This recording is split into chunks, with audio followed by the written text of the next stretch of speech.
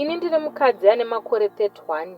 Murume wangu ane 42 years. Tave ne13 years muwanano.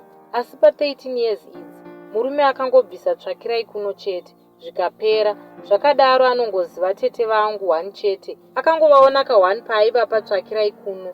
Takaita vana vedu 2. Nyaya iri pakuti, murume uyu vana kuti vaende kuchikoro ihondo chaiyo. Kuti anotsvagawo basa sevamwe ihondo chaiyo. Anongoti rangu richauya rega basa. Imwe nyaya zveveduwe handirare, ndinomuka muviri wangu uchirwadza, ndichirwisana nehama dzekwake dzichiti idya nyama iyi. Apa nongo uchitoona kuti vange vachivhiya munhu. Pamwe pacho zvichinzi ibva pano, hatikude wakangwarisa, unoona zvemumusha, kunenge kuri kuhope ikoko. Ndinenge ndichizviramba kuhope kwacho, ndomuka kunge munhu ari kurwara. Pamwe pacho hamuna chamunofa makaita muupenyu nekuda kwehama dzake. Kuhope ikoko kutaura chokwadi ndiri kuzviona. Hama dzangu mukaona pandinorara, munonzwa tsitsi. Life yangu handizive kuti ichaitawo zvakanaka here.